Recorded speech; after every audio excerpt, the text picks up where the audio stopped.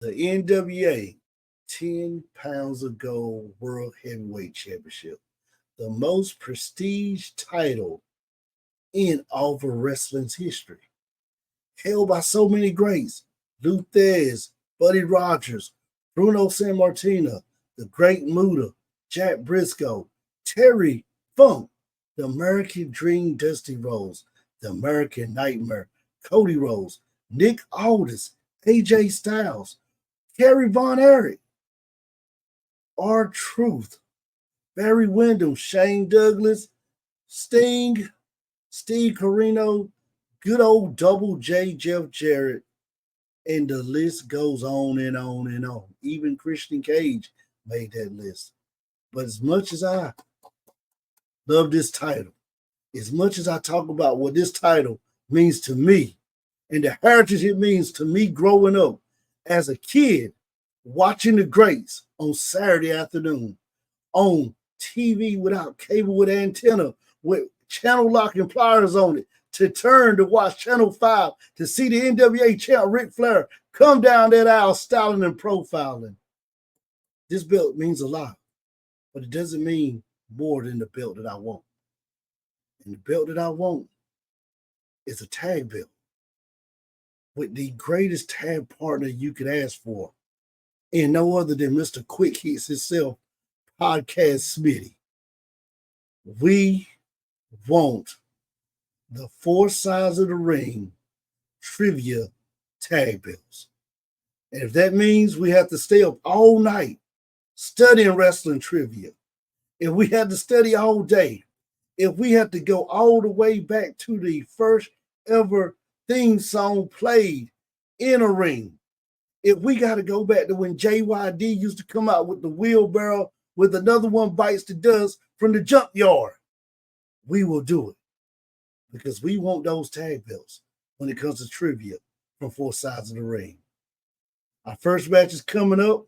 It's going against two of the greatest from the Cosmos themselves, two of the most professional, one great podcast. Had a chance to be on the nightcap with Tatalina and Torrent, and I enjoyed talking with them. But come Sunday at 8 p.m., we'll see who the better one is. May the best person win round one. This is Shawn. And I acknowledge me and Podcast Smitty as your future four-sided ring trivia tag champs. Promotional consideration paid for by the following.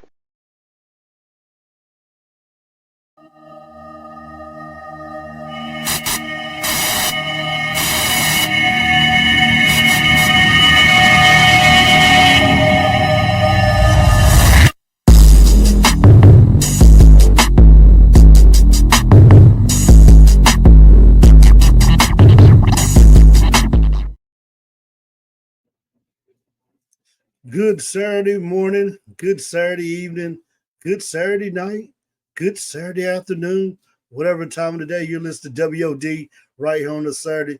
Thank you. That's right. You for tuning into the Wrestling Podcast of Thunder, the Wrestling Podcast of Rock and Roll and all of its splendor and blunder. Yours truly, Shawn from WOD on the Boom Broadcasting, give you a great edition of things happening this week in the world of wrestling. As you know, high school football is in full effect over here in the Carolinas. No football on a Friday night. Was able to watch a SmackDown live from start to finish on a Friday due to this terrible, terrible weather and storm we're having. Thoughts and prayers to everybody over there in the western part of Carolinas. Definitely been reading about what's going on. The flooding on I-40 over there by the Asheville exit. Oh, terrible time. I would have loved to have been able to go to Asheville, but the flooding over there, not to be able to get in on I-40. Also, it's not bad weather in the Carolinas without it affecting the ENC, Inner Banks, not the Outer Banks. The part where I'm living in, the ENC, is the Inner Banks, without having some type of bad weather. Yes, we thought we were going to get out of it because our neighbors in the western part, in the Piedmont part, had got affected with it. but a tornado did touch down over in the ENC area. So thoughts and prayers over there in the Rock. One of the areas I cover in football over there in the Rock, Rocky Mount. So thoughts and prayers to everybody over there that got affected by the tornado. Wish you guys a speedy recovery as we begin the road to recovery over here. Same thing, thoughts and prayers over there in the western part of the Piedmont. Cover a lot of teams over there, Hickory, Mount Airy, East Surrey, Robinsonville. Cover a lot of teams up there in the mountains that I have been able to cover throughout the years of just a good partnership with people I met in that side that keep me plugged in the loop on that type of football. So I hate that football had to get moved to a Thursday night so that we knew the storm was coming over the weekend. Some games getting played on the Saturday over here. I hate that, but I was able to watch SmackDown all the way through. Good SmackDown. Definitely enjoyed it. Able to watch the nightcap live. Most time I'm catching the nightcap after I'm leaving the football game on a Friday night. Got it playing in the car on the way home. Was able to catch it live. But it is Saturday morning. You are right here with me, or it's Saturday afternoon in your time zone, or Saturday evening, no matter what time you tuned in. You are right here with me. And what a great way to start off. Not only was it a good week, I got to watch the last hour and 45 minutes of Raw. Been missing Raw on a regular basis due to some Monday night meetings. So I was able to catch Raw, and pointed out I was able to pick a good one to catch. 5,236 days, 11-year streak has been broken. Jey Uso. When I saw this match was the main event, and I saw Jey Uso in it, my mind went to a place of he's not winning it tonight. But after 5,236 days, 11 years, known as a tag team specialist with his twin brother Jimmy, known as a guy who will always just be a tag wrestler, to a lot of people with him and Jimmy was known as the Marty Jannetty of the team, the guy who didn't have the personality like Jimmy had, even in the bloodline. Jey was still that more serious person, where Jimmy was more of the personality person. Went on to Mania to fight his brother in a match at WrestleMania. And a lot of people called that match one of the stinkers of the night on Mania. It got a lot of bad reviews. And you started feeling like main event Jey Uso, maybe this was the wrong thing. Maybe what Roman saw in him as a singles guy is just not getting over. But they stuck with it. They ran the course, put him back in the tag team with Cody, won the tag belts, started seeing him be more and more, moving him to Raw, getting him away from Roman, getting him away from Jimmy, getting him away from Solo, getting him away now from Jacob Fatu and the Tongans, making him find his own path, his own destiny, getting over with the crowd with the yeet chant by himself, pretty much getting several title matches. The one with Seth was a classic, instant classic. Just could never win the big one. And you really started thinking, two things are going to happen. I had three, but two things are going to happen. Is Jey going to always be the guy we say, great singles run on Raw, couldn't win the big one, or great singles run, bring back Jimmy, put him back in the tag team, give him the tag titles? Could it be that? But Jey finds a way to break the barrier with a barn burner of a match last Monday night on Raw, last Monday evening on Raw, against Braun Breaker. And I really thought this match that Jey was not going to go over. I'm going to stress that on this. I really thought Jey was not going over. I said Breaker's had the belt for over 50 days. Breaker had a decisive win over Sammy. And I had just said when Breaker didn't beat Sammy the first time, then beat him at SummerSlam, it's all about patience in the Triple H, Paul Levesque era. Patience. I said, they're not going to take the belt off of him. But as the match went on, you started feeling like, this is Jey's night. When the cameraman zoomed out for the Uso splash and he hit the spear, Uso splash to zoom out. I said, he's going over. I said, they don't pull that right there unless this guy's going over. Good storytelling in the match. Great storytelling. If you are Braun, you can go back and say, I underestimated Jey. I goofed off. I didn't take the match seriously. So it does not hurt him. It isn't like the way when Braun beat Sammy, it was just a beatdown. You can't come back. This match, Braun can save face this week on Raw, challenge him at Bad Blood, or maybe just wait, fly on the radar for a couple of weeks, then come back. But great send off for Jey. I did see online where Rikishi was upset his father, Hall of Famer, because he really wanted Jey to do this on a premium live event. That would have been good, but to close out Monday Night Raw, a sold out Raw, win the title, and it's nothing like having a mid-card title change on a Raw to close it out. I think they hit it all right. All cylinders clicked that night. It was a great match. Another good win for Jey. Jey should have a decent run with this. I think Braun will get it back, and maybe Braun will get it back at Survivor Series. Maybe he'll get it back at Royal Rumble. But Jey should have a decent run. And if you're Braun, you go back what you were doing, plowing through everybody on the roster to get back to it. Or you start looking at Braun like, is he the guy? And we're going to put a spoiler out because I'm going to go ahead and tell you, you guys already know who I got penciled in that I want to win the Royal Rumble. It's Joe Hendry. I want Joe Hendry to win it. I want WWE to step out of the box and let an outside guy win it and do something different. Now, will they do it? We don't know. It's fancy booking. That's why we have these podcasts. But the next guy in line to win the Rumble should be Braun Breaker. This is a good way of getting them on that. Just have them plow through everybody. Have a good match with Jey. Put the title back on him, drop it again to Jey, and then sit in the Royal Rumble without the title and win it. We saw that with Gunther this year. And you can't tell me that Breaker and Gunther wouldn't be a good match at Mania. Or if you're not going to run Cody and Roman at Mania again, which I think you shouldn't, because I think a three-peat would just be a little too much for Mania. Run Cody and Braun at Mania for the title. So Braun's in a good place. A lot of people are kind of 50-day title run. They should have went a little longer. But to put it on the most over guy on the show, highest merchandise seller on the show, sooner or later you got to reward Jey. And like I told everybody on Tuesday morning when I got to work, he did the LA Night way, the old-fashioned way. He got over himself. He did what he had to do.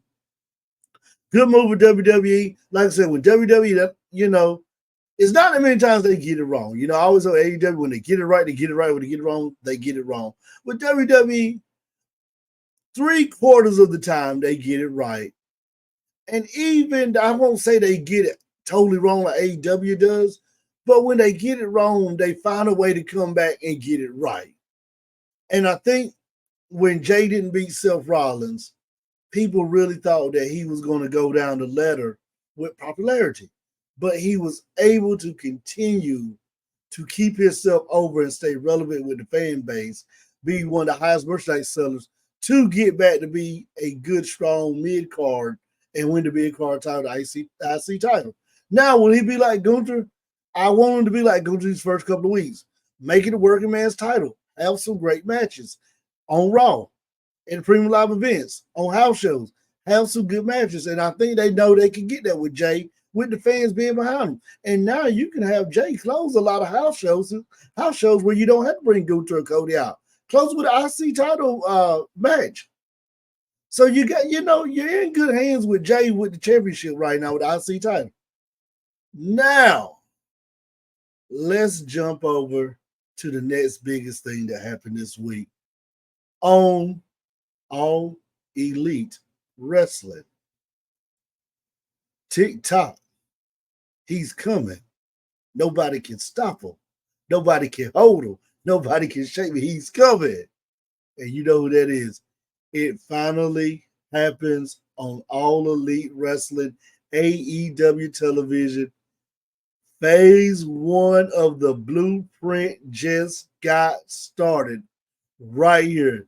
In the famous words of Jim Ross, good old JR, business is about to pick up in All Elite Wrestling. Because who shows up during a Prince Nana segment interview? No other than one of the best mouthpieces still in the business. A great wrestler. You know, a lot of people look at MVP because he never won the big ones, that he was more of a mid-card guy. Guy has some great feuds and still can go. He shows up at AEW. He tells Prince Nana, when Swerve is ready to talk business, give him my card. With MVP showing up at AEW, it only leads a segue to Lashley showing up. Now, will we get a Lashley and Swerve match? Hope so. I really do. Will we get a Swerve in the Hurt Business? Hey, let's go for it. Can you have him and Lashley coexist with two guys who are heavyweight champs? Because when you had the Hurt Business with Lashley, said MVP, and Shelton, Lashley was the heavyweight guy. MVP, mouthpiece. And could be your mid-card guy. Shelton could be a mid-card guy. Shelton and Cedric, your tag guys. So can you make this work with Lashley, Swerve, MVP, and Shelton Benjamin if he comes, or whoever else comes in? Yes and no. But I would like to see Swerve come to that and let Lashley mentor him as he was doing the Street Profits and B-Fam.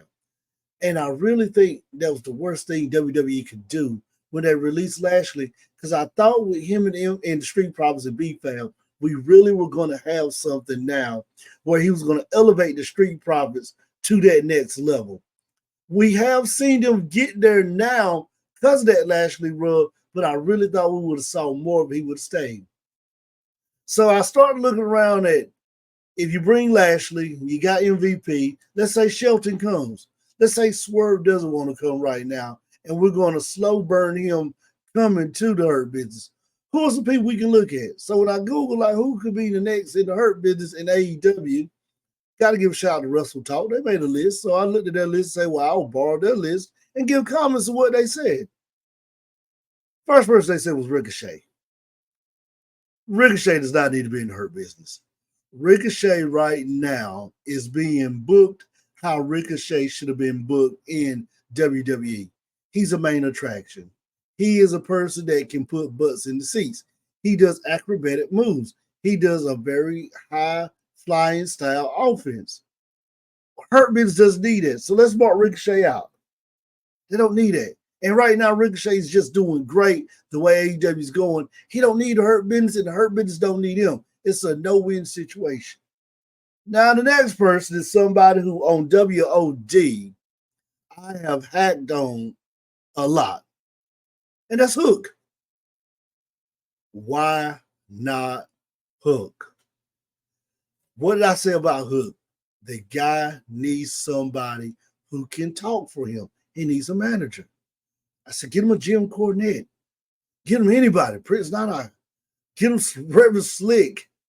Get him anybody who you can give a microphone and they can talk. MVP. Prime candidate. Lashley. Experience. Hook. Your mid-carder now. Shelton Benjamin and whoever else they bring in, the tag guys. This is it. With Hook, and I've been very hard on Hook of like, I don't like him. I like Hook can wrestle, yes, but Hook can't talk to me. Putting him with MVP, I don't have to hear Hook talk no more. MVP talks for him, and Hook just takes care of business. So to me, Hook is a check mark right here. And I'm going to keep Hook as a check mark because the next person bringing him in and Hook, things balance out. So you got MVP, your mouthpiece, he's your manager. You got Lashley, your heavyweight guy. You can go get Joe. What can Joe be? He can be the other heavyweight guy and have the Ring of Honor title. If Lashley's got AEW title, he's got Ring of Honor title, or vice versa. Joe AEW, Lashley, Ring of Honor. Now, instead of Hook being your mid-card guy, your TBS champ, Hook and Benjamin drop down to be your tag champs, your AEW World Tag Champs. And it starts to build Hook up where you got a guy like Benjamin that can kind of help him go along as he go and be a coach in those matches to polish Hook up. So Joe is definitely a win for me. Be a nice hurt business. MVP, Lashley, Benjamin, Hook, and Joe.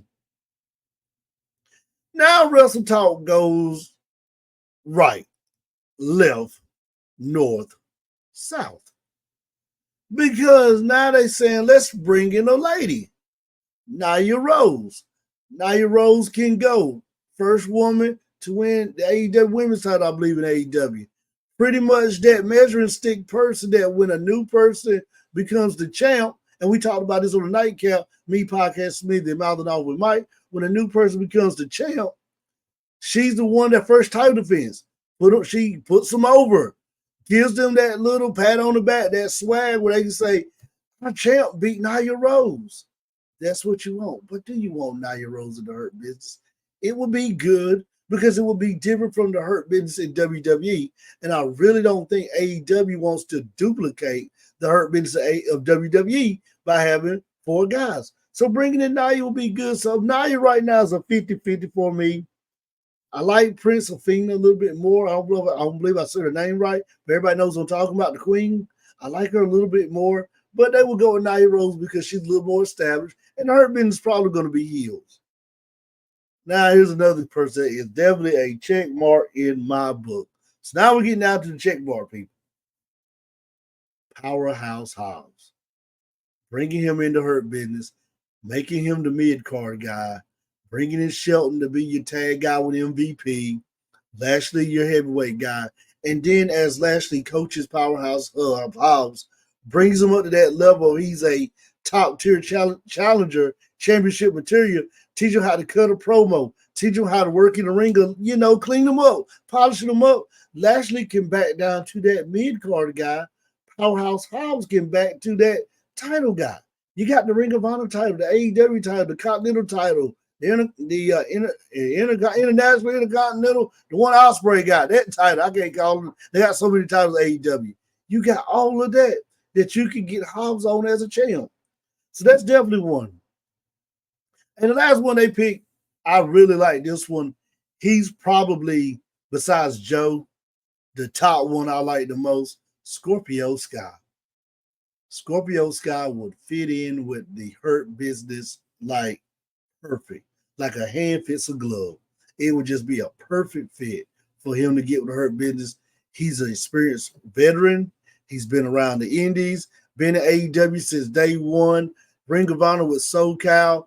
Everything will work out good. And this is a guy that, he can be that mid guy or he can be that tag guy. He can play all sides of the field with the Hurt Business, and Lashley can be that top heel for the heavyweight championship guy. This would definitely work with the Hurt Business.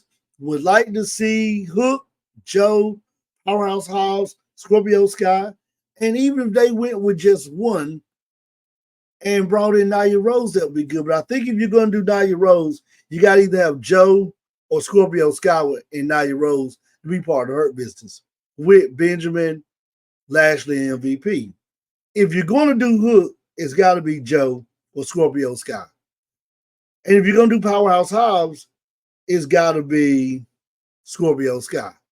If you're gonna do Powerhouse Hobbs, it's got to just be him by himself. You can't bring in Scorpio Sky or Joe with that. With Hook, you could bring one of them in with Hook because now you got a 4-man group. With Hobbs, you don't want to take away from him as the guy that's the next line of succession for the Hurt Business. So that's the breakdown of the Hurt Business right there. I think the clock is ticking.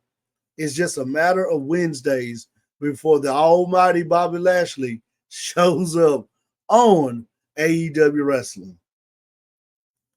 Now we're getting down to the final 2 topics today on WOD. Thank you for tuning in to WOD today. Like I said, whether it's Saturday morning at 10 a.m., Saturday afternoon, Saturday evening, Saturday late night, thank you for tuning in to WOD. That Tony Khan, he stopped something that we were definitely looking forward to, seeing the Lucha Brothers in WWE sooner than later. All roads, all signs had pretty much led up to the Lucha Brothers were leaving AEW to sign with WWE. And we talked about this on the nightcap. WOD dropped the mic, quick hits. all the shows where we talk about wrestling right on Boom Broadcasting. This has been discussed, so we won't hammer on it too long. But all roads led that way. But then Tony Khan says, WWE makes you do a 90-day compete clause. We had to wait 90 days before we could bring out Ricochet. Ray Phoenix didn't wrestle for right about 10 to 11 months. Let me make that time up and keep him on contract and make him work that time out. Whether A, he comes and wrestles on AEW, B, he just sits home and collects a check and we just prolong him for going to do a WWE match with Penta, because they're not going to debut Penta by itself. They're going to want Phoenix and Penta together. That's what you want, the Lucha Brothers. You don't want Lucha Brothers in a half. Lucha Brothers -1. You don't want that. You want the Lucha Brothers. So they're going to wait it out. I think this by Khan is a last resort effort because they have not signed yet, to maybe by putting Lucha in this little holding block. Putting Ray Phoenix in this little holding block, that the Lucha Brothers will just say, you know what? We danced with WWE. We had the talks. We did all of that. We got to stay here for another 11 months. Hey, let's work it. Let's sign another year contract AEW, another 2-year Stitcher contract AEW, and let's see what happens. I think this is what Tony Khan's doing. It's Hail Mary. I really think the Lucha Brothers are legit gone. I do not think they want to be back in AEW. I think they want to explore the option. And the Lucha Brothers can be one of those teams that you can use at NXT, SmackDown, or Raw. Could you imagine Lucha Brothers versus Street Profits? Lucha Brothers versus American Made? Lucha Brothers versus G.O.D.? Lucha Brothers versus Solo and Jacob? You could do so much Lucha Brothers. The Good Brothers, they go down NXT. It's so many people they could wrestle in tag matches and give those A+ matches. So very good move for the Lucha Brothers by wanting to explore WWE. But I think Tony Khan is definitely doing a last Hail Mary to keep the Lucha Brothers from deciding to go to AEW, to leave AEW, to go to WWE by holding Ray Phoenix for just a little about that 10 to 11 month window. We're getting to the end of WOD right here. We want to thank you for tuning in. The last thing before we leave will be no other than the National Wrestling Alliance is losing their TV deal on the CW out. We all know that October 1st, about to say December 1st, October 1st, CW will be the new home of NXT. CW has been wanting to get wrestling back. They had the Saturday Morning Slam back early in the 2000s. It was more of a kid-friendly show on Saturday morning. So CW's been itching to get some wrestling back on that channel and to get eyes on that channel, because CW has great TV programming that you can hear me talk about when it stinks. So bringing in that wrestling audience, now you're going to introduce them to your programming to watch some of your stuff. But with CW doing that, NWA had to go. They had to get off that. One thing about WWE, if they're not working with you, they're not wanting you on this channel.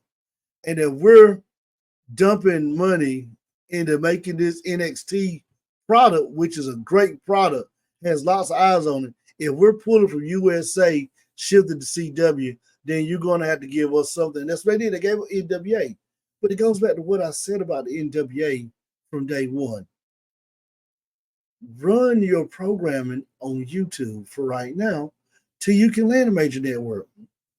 And I don't think it's going to be easy for them to get on a major network. The Turner channels, AEW has that on lock. USA, Raw, and now SmackDown. CW, another channel on wrestling. You had it. They had you on the out. The deal fell through for you to be on their TV channel. They put you on the out. That lets you know kind of what they felt about your programming. May not have been as good as we thought it would be. We thought it would be the glory days of NWA. We thought we'd be seeing the Rock and Roll Express, seeing a team that looks like the Rock and Roll Express putting on a great tag match. Seeing somebody being the next up-and-coming Nature Boy Ric Flair putting on a great 20-minute singles match. We didn't get that in NWA, and they got EC3, somebody you can build around. They just didn't get it. So they moved them to the app, and they said, well, this is the product we're getting. It's worth being on our app, not on our simulcast cable network channel for millions and millions to see. If you CW, run it on YouTube. Then find somebody who will take it. I mean, look at TNA, they're on Axis, and it's working. Eyes are on TNA, but why are eyes on TNA? Yes, say his name. He will appear. I believe in Joe Hendricks. Yes, Joe Hendricks has made TNA relevant again. Yes, Moose has made it relevant again. Yes, not Brody Murphy. I can't call his name. He's in the system with Moose and them. It'll come to him in a minute. He was on WWE. If you know it, drop it in the chat box. He's making it relevant. Yes, TNA is back relevant. Josh Alexander, Nick Demas, the TNA champ. TNA is back hot again. But if you're the NWA, do like TNA. Send people to NXT for us to put our eyes on, and we will follow you back to your product. I was watching TNA when Nick Demas signed because I wanted to see Dolph. I like Joe Hendricks. That's why I was watching it. But I watch it more now because every week it's like, who's going to appear for NXT? When I watch NXT on Tuesday night, now on the big, well, yes, I'm sure I still watch live because the rest of the shows either I'm in meetings or on the road with football now. But when I watch it, who's going to show up for TNA on NXT? Wendy Chu and Rosemary, they're jumping back and forth. 1 minute they're on NXT beating people up. Next minute on TNA beating people up. If you're the NWA, yes, you lost your deal, but here's the chance to do this. Pick up the phone. Oh, man, you from the 80s and 90s, you know what's that? That was not a good reference right there. All the people in the 80s and 90s, you're probably laughing right now. He said, pick up the phone. Yes, but if you do, call Paul Levesque, Triple H, and tell him, hey, we have a champ, EC3. We would like for him to show up in NXT and just maybe cut a promo about our belt and the prestige of our belt. Triple H is a wrestling historian. He knows what that 10 pounds of gold belt means. The man learned from one of the best, Nature Boy Ric Flair. Ric Flair was his mentor. The man said Ric Flair poured so much knowledge in him on the road. NWA, Billy Morgan, I don't know what you're waiting on. Billy Corgan, I don't know what you're waiting on. The time is now to find a partnership. When Triple H said the doors are open for business, he won't talk about AEW. That's not going to happen. If that happens, hell's going to freeze over. I'm going to tell you. If an AEW person shows up on NXT or WWE programming while they're on an AEW contract, hell's going to freeze over. If a WWE NXT person shows up on an AEW programming while they're under a legit WWE contract, hell is going to freeze over. But the doors are open for MLW. The doors are open for TNA. They're open for the NWA. They're open for other indie promotions around here that's on YouTube. They're open for reality wrestling to show up in you do a show on NXT. Those doors are open for promotions like that. NWA, stop wasting time and make a deal happen. And then I guarantee you, if your people start showing up on NXT, you're going to have other channels calling you wanting to put wrestling up there. I mean, push comes to shove, call the Learning Channel, TLC, not the Learning Tree, the Learning Channel, TLC. Say, hey, we got a decent enough hour programming worth of footage that you can put us on at 8 o'clock, 9 o'clock for an hour, or Saturday at noon or 1 for an hour. Now, don't go on at 10 because that's my time, but go on at noon or 1 on a Saturday. And guess what? Only thing you're competing against is college football. So either I will scale it back between 5 o'clock on a Saturday, drop it at 5 on a Saturday when you got that little buffer window where the games are either wrapping up, getting ready to come to an end, and you're getting ready for your night games. Bring it on at 7 on a Saturday night on a TLC channel. It's so much you can do. If not, Raw's on Monday, NXT's on Tuesday, Wednesday's AEW, Thursday's TNA, Friday is SmackDown. Don't know what day you can put it on, so either have to be a Saturday or a Sunday, or when the 4 o'clock game goes off and we get ready to go to Sunday Night Football, running on something between that Sunday Night Football. It can be done. It's so much can be done. I really think the NWA is not thinking outside the box right now of what they can do to keep their product alive. And I said, if you can't find a channel, YouTube is the best thing. Put it on YouTube and get traction. And you can still work a partnership where people in the NWA, especially your champ EC3, who's been in NXT, been in WWE, have him appear on NXT. They'll go back to YouTube to watch the NWA. I don't want to see the NWA die off. I think they are now hanging on by a thread. Being on the CWF, you did have people who were subscribed to that that were watching it, but now losing that, having nowhere to go and not considering YouTube or looking at another channel, you definitely can see them now phase out. And you don't want to see that promotion phase out. I tell you, the more wrestling we have, the better it is for us as content creators, the better it is for us as fans, because we got options to watch. Not gonna tell that story with Cody Rhodes went to the Indies, how I went to the Indies, but definitely the more we got options. One time we didn't have options. We just had whatever Vince McMahon and WWE gave us. Now we got AEW, NWA, TNA, New Japan, Pro Wrestling Noah, MLW, NWA, Ring of Honor. The list goes on. Reality Wrestling with Booker T. And the list goes on and on and on and on and on. You got so much you can watch. If I was in NWA, I definitely would be trying to lock in a deal with WWE right now and make sure that. And if you don't want to go to WWE because you feel like TNA has that deal solidified where you don't feel like you will get a fair shake of getting some of your superstars on NXT, call up AEW. Hello, NWA. Do you remember the first ever All In? Cody Rhodes beat Magnus, Nick Aldis for the NWA World Title on it wasn't AEW did it was All In, All Out. He won it right there in Chicago on the first ever indie pay-per-view premium live event on AEW. Get ECW, EC3 on AEW. It can be done. We'll leave it like that.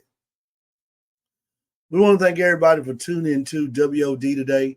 Don't forget the Netflix documentary, Mr. McMahon, has started. We are going to be doing a special series of It Stinks, talking about this with me, the President Michael D, Mouth Off with Mike, and Podcast Smitty. We are in the process right now of working that. I got to get some logistics worked out. What night works best for us to get together to talk about it. But definitely be tuned into that right there. And definitely tune into it because I definitely want you to be able to jump in that comment box to comment on the Netflix documentary of Mr. McMahon. This is Shawn. I hope you enjoyed the show. If you enjoyed this show, go down, hit that like button. We need those likes, so definitely hit that like button. Give me that thumbs up. Then go back to everybody's content on Boom Broadcast.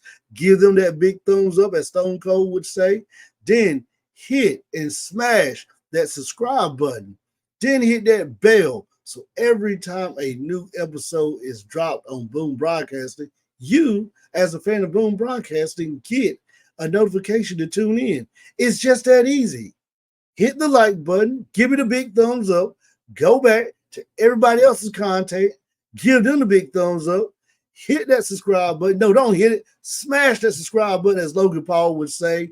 Hit that bell notification so every time something new drops, you get it. This is Shawn. This is WOD, and we are out.